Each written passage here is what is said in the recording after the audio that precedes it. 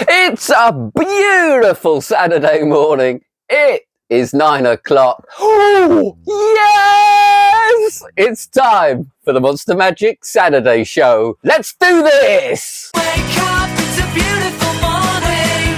Feel the sun shining for your eyes. Woo-hoo-hoo. I think I might have just woken up the swans with that let's do this. So fingers crossed they don't make too much noise. It is another beautiful weekend here in the UK, and it is also the great Wayne Dobson's birthday today. So very happy birthday to you, Wayne, and thank you really from the bottom of my heart for absolutely everything that you've done for the world of magic. To be honest, you grew up, not trying to make you sound old, in the early 90s. You were the TV show that I was watching, and perhaps I have to say, if I really put my hand on heart, your performance on the Royal Variety Show with Frank Bruno and Harry was one of those things that has really taught me that you can be part comedian, you can be really funny as a magician, and just that little bit different. So happy birthday to you, Wayne, and I'll dedicate the show to you, because who knows, without you maybe this wouldn't all be happening. But hey, what do you think you might want for your birthday? Let me run through, not that you've ever bought anything from me, but here we go. First up, we have Oxbender by Menny Lindenfeld. Oxbender 2, I should say. Sorry. This is the biggest release of the week, I would say. It has been very, very popular. The idea is that you can have a coin borrowed and signed. Your participants hold it in their hand, their clenched fist, and when they open their fist, the coin will be bent. That is the basic routine. That's the real routine that we really want to be doing with it. That's what Oxbender 1 is. That's what CoinVext Generation 4 is. Other benders are out there. Well, I mean, it's called Oxbender 2. It is very, very similar to Oxbender 1 that has been unavailable for quite a long time. Sadly, I can't show you what's in the box, but it's different. How's it different? You get some shims to put inside it that makes it bending smaller coins easier. That's not 100% necessary, however, but quite useful if you are only going to be doing, Mexican centavos, are they the small coins, or 5p's, for example. You might want to do that. It's nice because it's designed so that those shims can still live on the Oxbender, so you don't have to sort of lose them. They're all kept nice and safe as one package. It's slightly more ergonomic, so it doesn't maybe dig into your palm quite as much, and it's a bit more grippy. You wouldn't really notice that just by looking at it. It's also slightly smaller, but again, by such a fine margin that unless you held the two both together, you wouldn't notice. Roughly speaking, I'm guessing it's about sort of this part of the box. So, not great if you've got particularly small hands, but you are always holding a Sharpie or a Sharpie cap, so you've got a good reason to have your fist or your hand looking like it is holding something for most of the time. And that's the thing with this. You are actually, I've had a lot of questions about how similar it is to CoinVext 4 or which one and so on. CoinVext actually comes in two parts for a two-handed bend. The idea here is that you can bend things with just the one hand, and you're actually holding something out. It is flesh-coloured in the palm of your hand. When I said palm of the hand, you really want it, so this hand here is probably just in this section here. So you can hold something like so. It attaches to, or a Sharpie attaches to it, I should say. That's probably more accurate. They don't become one thing or anything like that. There are several ways of attaching it. One of them requires fiddling a little bit with the Sharpie. That's definitely the best way, or you can use a band or so on. You could also attach a pull to it if you want. I don't think that's necessary. Menny doesn't think it's necessary. You just bring it out with the Sharpie and you ditch it with the Sharpie. It makes complete sense, and there's no real heat at all. What I will say is, from the tutorial, you will imagine that you can bend steel girders with one hand in a nanosecond. You can't.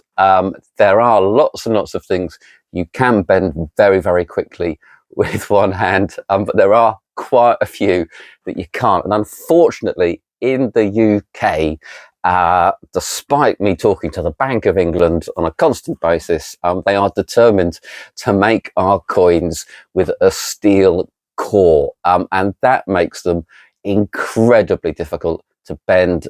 You will need to bend most UK coins with two hands if they're new. So the old 2p is a doddle, the old 10p is a doddle, but the new versions of those, which I think was probably in the 90s now, I can't remember, not so good. So really, if anyone's got a new 10p or a new 2p, it's going to be a two-handed bend. The 50p as well as a two-handed bend. 5p's all right, 5p's okay. 20p, a bit of a struggle, but possible if you work out a little bit more than I do.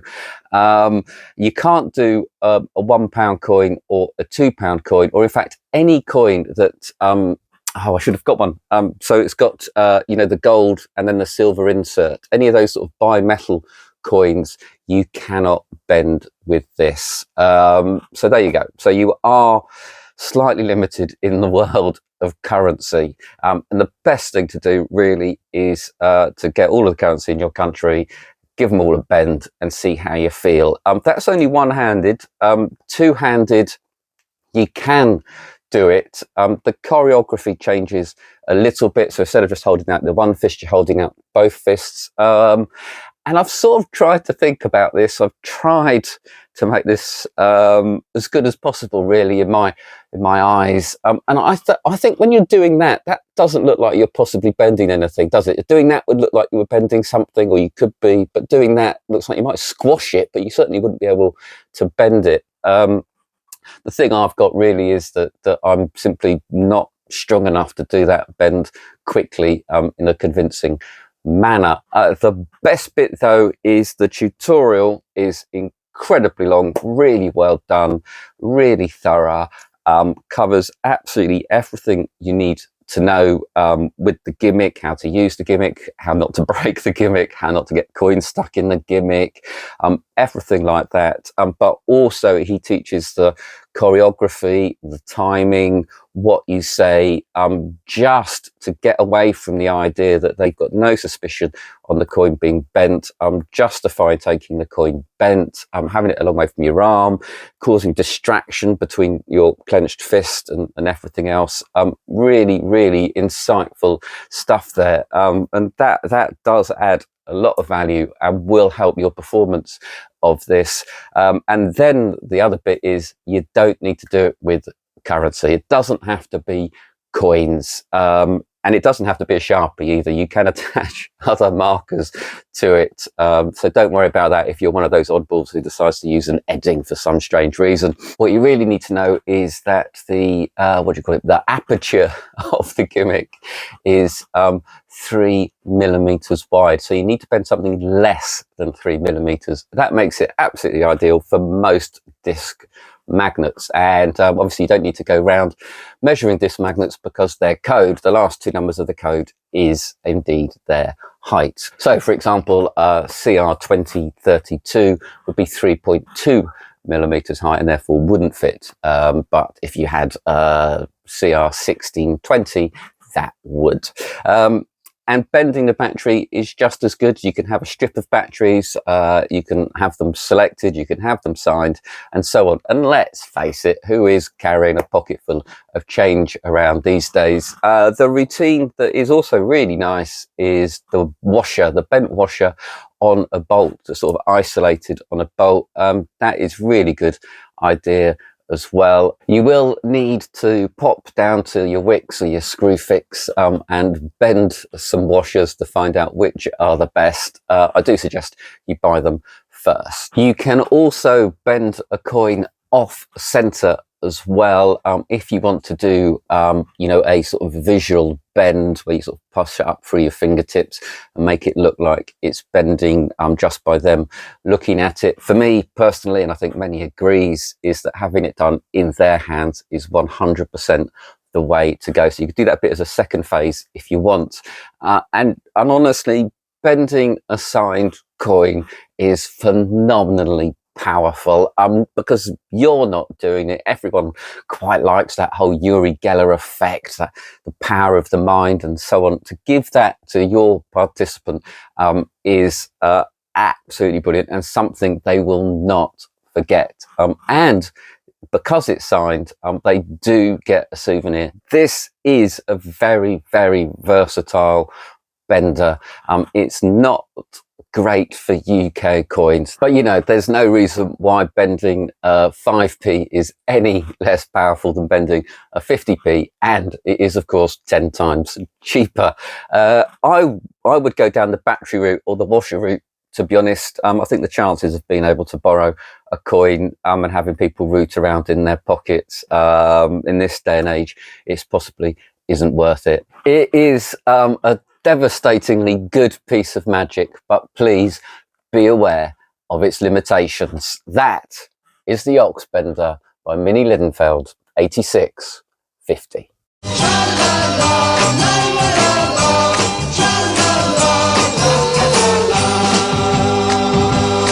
And next up we have Shutter Frame by Massimo and TCC. I really enjoyed the trailer for this. The idea is that you show you've got this metal frame with a slot in the middle. You can put a card inside the frame and then have it transform instantly into your participant's signed card, which you can then pull out and show that the frame is completely empty.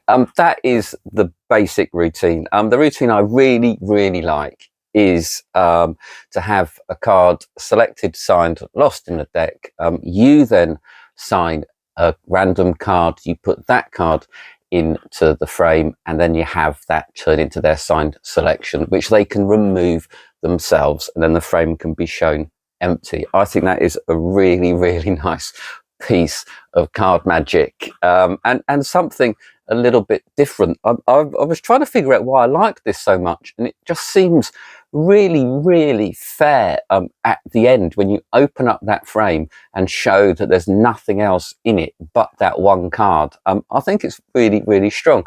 The tutorial is over an hour long, which is very unlike TCC, and that is because a good half of it is them teaching how to make the card insert that goes in it. So what you get in here is just the frame and a template as well. I'm not going to show you the template exactly, but this is the frame.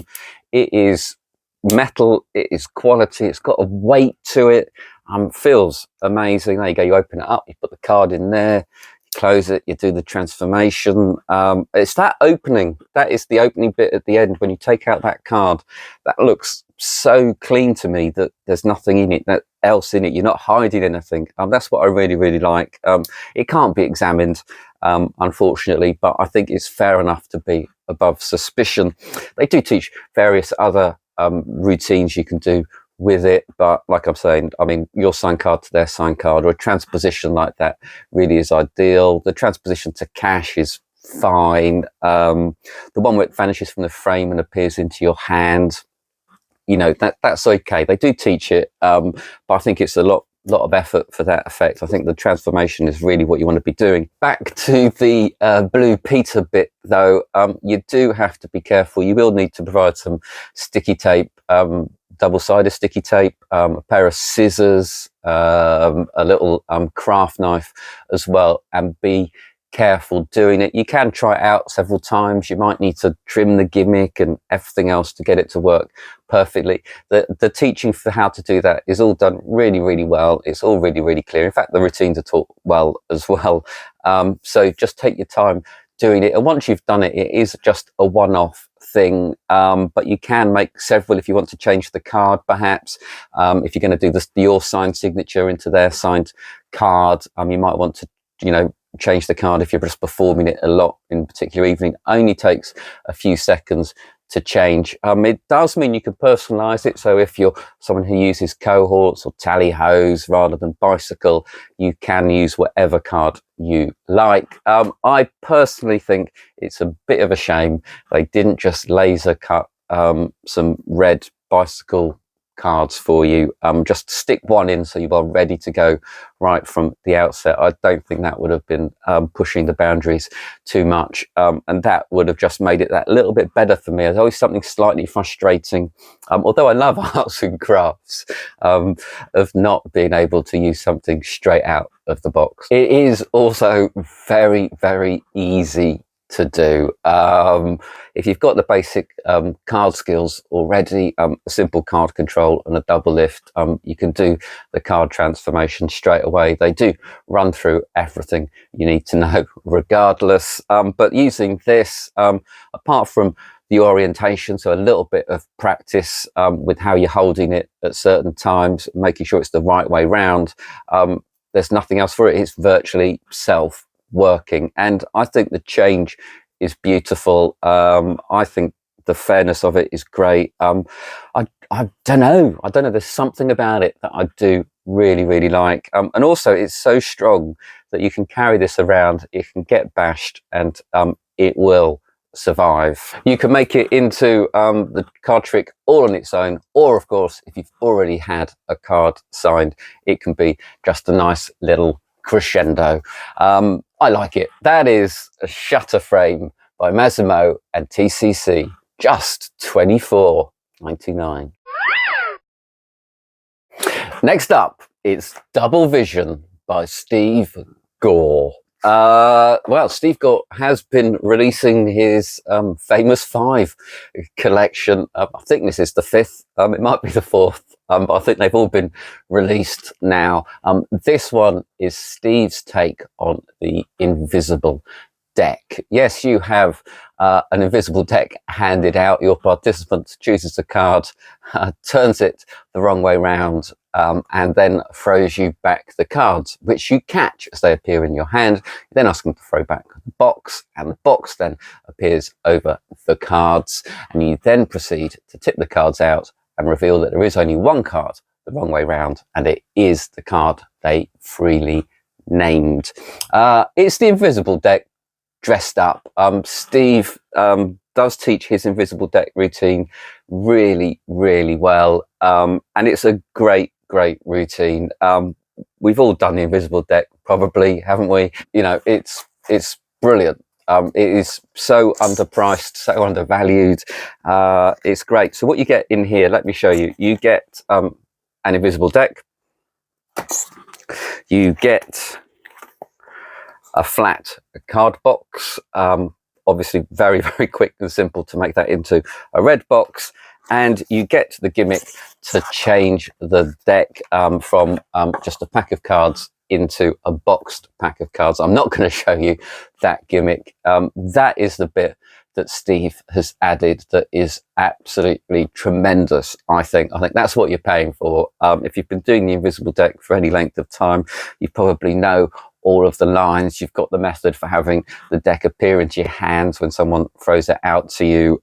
All of the cheesy gags, you can take those as far as you like. But throwing the box back and having the loose cards turn into a box set of cards, I think is a brilliant introduction, not least because you've just, it's one of those things you can approach a table with the invisible deck. It's not always just an out for when things have gone a bit Pete Tong. It's a very great introductory trick because nothing's really in play right from the start. They just ask someone to think of a card. They can name any card or think of any card. But that visual of you catching the cards is really strong.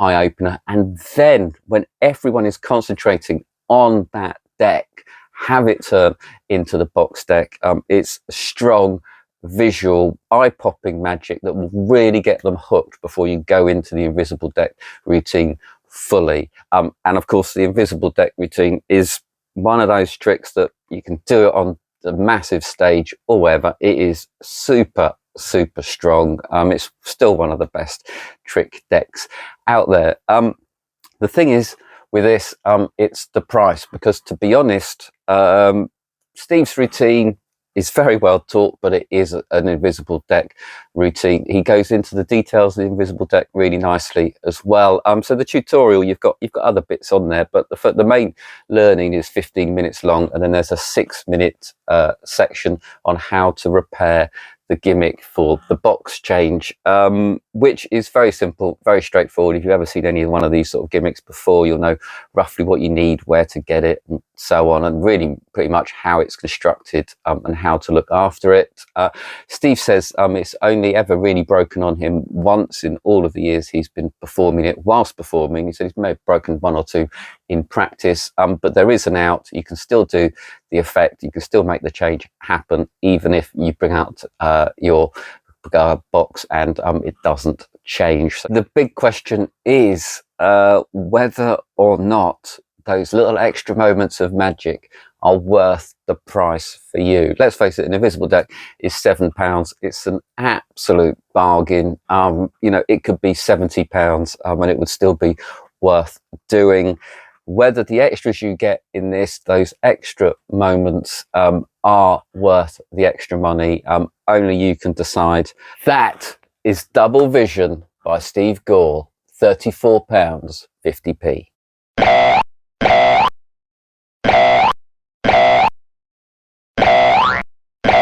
And finally, we have Michael Breggar's Flat Dice by TCC.